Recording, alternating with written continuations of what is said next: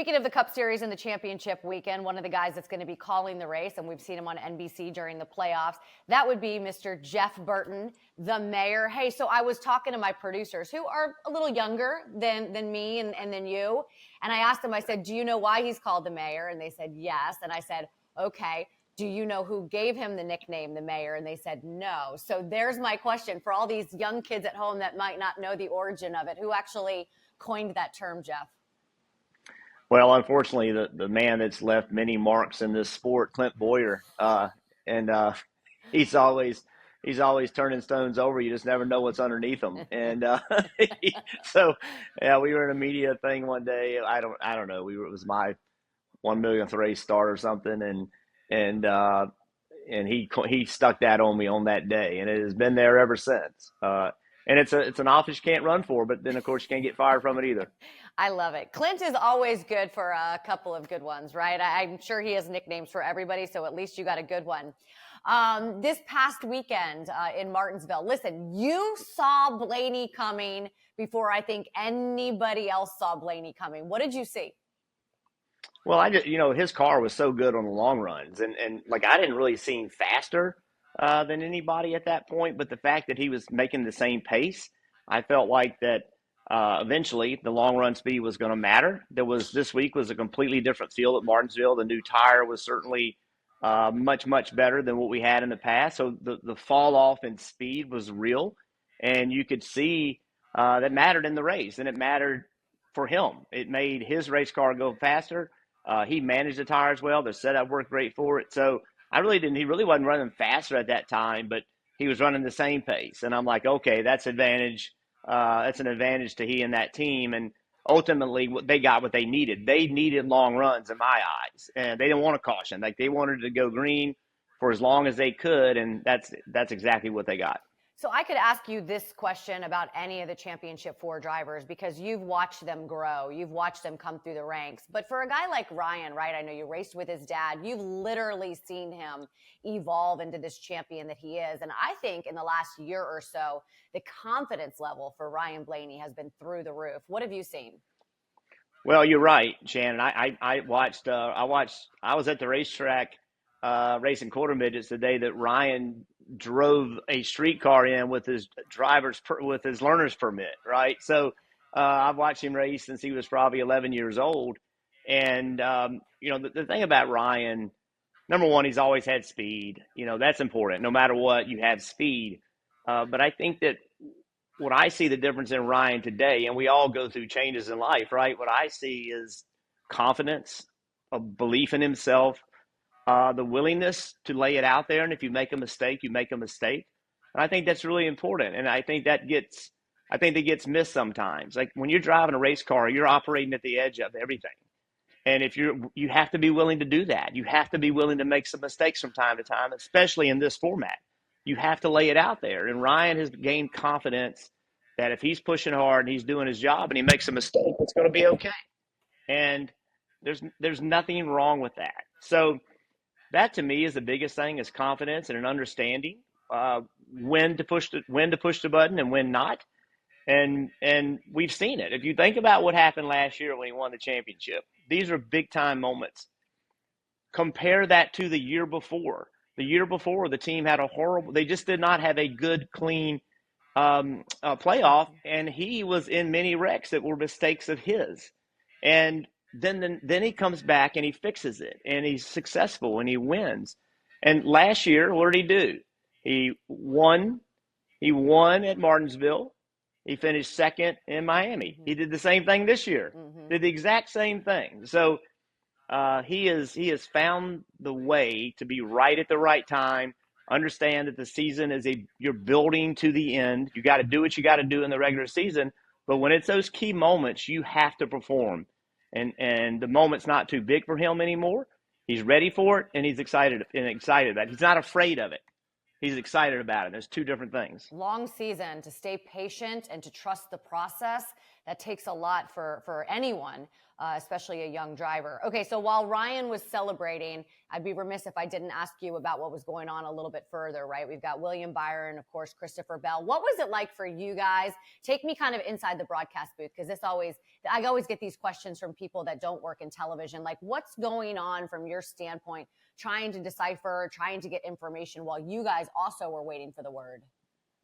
Well, we communicate with our production team throughout the entire race. I mean, there's constant communication, constant working together with replays, with, what do we want to show? Not what we want to talk about, but how do we want to show what we want to talk about? It's completely two different things, right? And so if Steve sees something out the window and he's like, hey, let's go show this, there's a reason he wants to do that. And why are we showing it? And what are we showing? And then in this case, there was an opportunity to show a lot of replays, listen to a lot of radio. Let's do that correctly. It's a big deal. Let's work together, make it right. And we were in our take our time mode as well as NASCAR, and I think that's the right thing to do. I mean, look, I'm a race fan too, and I wanted an answer right now. But the truth of the matter is, I would rather everyone kind of take a step back, take a deep breath, really do a full analysis of it, and then make some decisions. We want that answer right now, but that's not a right now answer kind of day. That's a, hey, let's make sure we get this right. I was okay with it taking as long as it did. I didn't want it to take that long, but in the end of the day, getting it right is most important. I haven't been at the racetrack consecutively for a while because I've been in studio, but I remember back in the day when Loudon was the first race of the playoffs. I remember showing up there and really there being like a palpable different feeling for the drivers that were in the playoffs, right? And that was so long ago. Can you just describe to people who might not feel the pulse every single week what maybe just this round of 8 have been like, and particularly what the feeling might be like this weekend? What's great about the playoffs, Shannon, is that the intensity builds, right? But not just in the playoffs. It builds prior to the playoffs. So a lot of people question these playoffs, and I get it. Everything gets questioned in our sport. That's fine. But there's no denying that there's never been a point in our history that any race, not just the playoff races, mean more than ever. And so what that means is that the intensity is already high. It's already there. And then you get to the playoffs, and in every round, the people that are on the verge of getting eliminated, their blood pressure is through the roof. Their anxiety is through the roof. And it just continues and continues and continues to the point where now there's 4 guys, 4 teams, 4 organizations have a chance to win a championship. And when you walk into that garage area on Friday, you have this group over here that are racing to finish as high as they can in points, and they're working on next year. They got this thing going on, but these 4, you could cut the tension with a knife, and because you've worked your whole life to be here. I mean, that's the thing that's great about sports, is that you've put a life. The greats it doesn't happen overnight. No one's an overnight success. You've put a lifetime into getting where you are. You know the sacrifices. You know what you gave up. You know what you fought through that no one else knows. You don't go home with athletes. You don't know how they live. You only see them when you see them on television. You don't know the sacrifices. You don't know the injuries. People don't know these things. And so when you go to an event and it's your opportunity to put your name in history and to make all of it worth it, that's what you desire. But there's pressure involved in that, and you can feel it, you can sense it when you get to know the guys on pit crews and all that, and they're like, hey, yeah, it's all good, no matter what, we're good, and you're like, you're full of crap. And they know they are too. They're just trying to fake themselves through it and lower the intensity. Drivers do a great job of that. That dog's barking. Your dog or my dog? It could be go either way. 100%. Okay. Well, I got them too. Mine are pretty behaved at the moment, but it's you kind of sometimes you just have to fake it, right? Yeah. You just have to say it's fine, it's good, and just get yourself through it. But the intensity level is through the roof. I remember when Paul Wolf was with Brad Keselowski and they were going for that championship against Jimmy Johnson. My dogs are like so into this conversation. It's incredible. And I remember having a conversation with Paul Wolf and like it was just the two of them back then. And I remember him looking at me and going like, this is really cool. You know, because it was in Homestead and just to kind of be part, because that's what everybody wants to, just the opportunity to compete for a championship is what every athlete wants. Okay, so let's talk about Ryan Blaney, William Byron, Tyler Reddick, Joey Logano. What does the mayor think of this group of four? Well, look, I can't not go against Penske. They've proven to me, ignore what they do in the regular season and just pay attention to what they do in the playoffs, right? So both the Penske drivers, I did not have Joey Logano going this far. I just didn't have it, but they'll step up. There's no doubt in my mind they'll step up and they'll have a winning car. Tyler Reddick, when he's fast, he's blistering fast. Can they be fast at Phoenix? If we were going to Homestead, I'd feel better about his chances, right? Yeah. And it's their first opportunity. There's a lot going on there. I think they can win it. I think any of these four can win it. William Byron is going to be really hard to beat. They are consistent. They make few mistakes. They remind me of the teams that won championships 20 years ago. That's what they remind me of. Can they be right at the right moment? And do not think for a minute that pit crews aren't going to matter.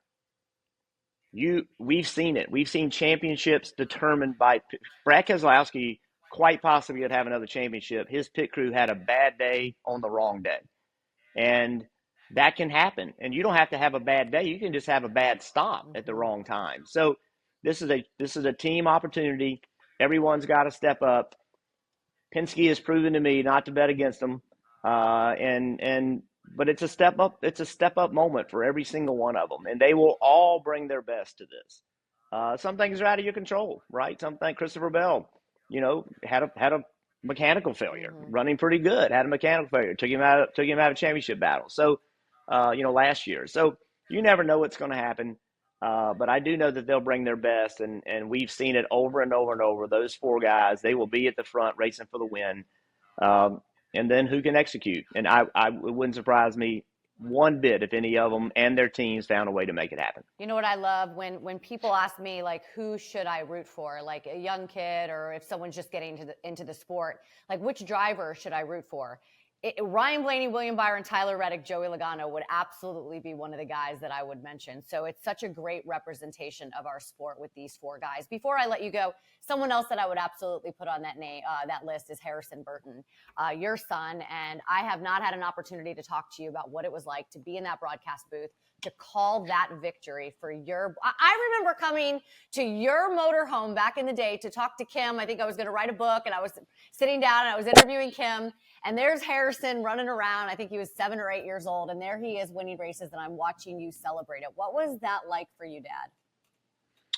Well, I think for me, what I spoke about earlier, how we don't go home with the athletes and understand what they sacrifice and what they do, right? I have an inside look, and it's been a hard 2.5 years for Harrison and Cup. There's no question about that. That's been right out there in front of everyone to see.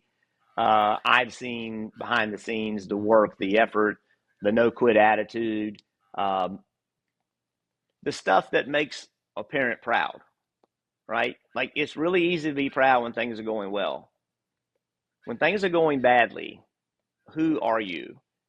And I could not be more proud as a parent of the way Harrison has conducted himself over the last 3 years. I couldn't be more proud. There's no way. I couldn't be more proud if he'd have won 2 championships. That's the truth. And so to watch what he's done and how he has worked hard to keep that race team together in very difficult times, to keep his head up, to be willing to, be upset, mad about the situation, but at the same time, not look and say, well, that guy should have done, that guy should have done. He's put it on his own shoulders and said, I should have done, something different. That's the stuff you want. That's the stuff you want to see. That's the things that I'm proud of more than success on racetrack. I know he can be successful on the racetrack too. So I've seen it. I've seen him take the fight to the biggest drivers in the sport. His rookie year in Xfinity, he won 4 races. He broke Carl Edwards' record for the best start ever in the Xfinity series. Like, I know he can do it, but for whatever reason, it didn't happen. So to win the race, for him, meant, okay, you can't quit, never quit, never quit. And it was more about that than it was just getting a trophy. It was what it represented. It was what, for him, and what I know it meant to a lot of people, because when he got out of that race car and he said, I've gotten fired from my job, I think we all can relate to that. I mean, how many of us haven't been fired? And right? And what happened next? What did you do? What happened next? And I think that everybody can relate to that. So it was one of the moments of this year that will stand out, right? It was a huge moment in the year. But for me, it was about for him because of what I'd seen him do and how proud I am, and to see all of the things that I think he's done the right way, and people around him verify he's done it the right way. To win the race, put an exclamation point on, this is how you conduct your life. Because if you conduct your life like this, it's not going to be easy, but ultimately it's the right thing to do. And it meant, that's what it meant to me. So it was a big family moment, and wasn't about getting a trophy. It was about all of that stuff coming together. Thank you. Thanks for sharing that. Thanks for almost making me cry too. Like, I can't, like, it's just, as a mom, right? I totally get what you're saying. It's not about what you do. It's about who you are, and to see your children become the humans that you hope that they are, the adults, the good people, outside of any accomplishments. I get it. And I'm sure that most parents do. So Jeff, have fun this weekend. I really appreciate you joining us. So the mayor, the dad, Jeff Burton, the one and only, and you can catch him on the broadcast this weekend, all weekend long.